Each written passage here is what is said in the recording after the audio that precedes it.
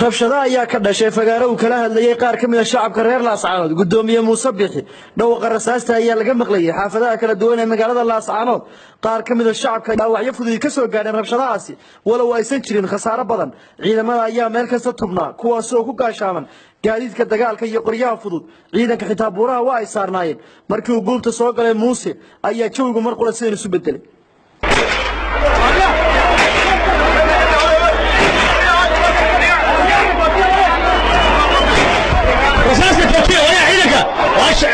جوتي أساسا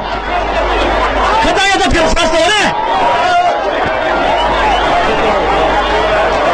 وقاريها هلا بنا بقاريها يتسارم با بنا بقاريها يتسارم با كذا قاريها ولا وأحتاج أساسا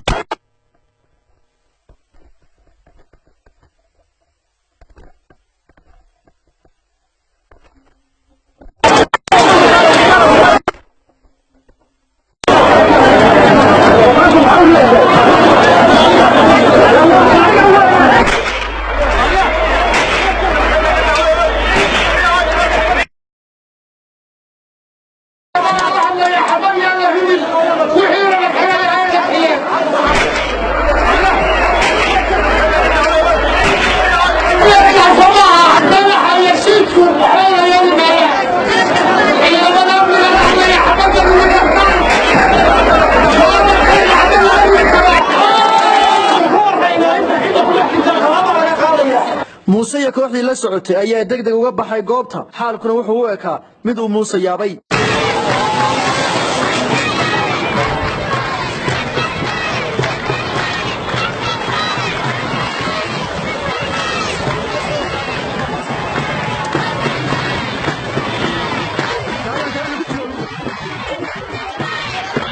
Mukhtar Cabdi Jaamac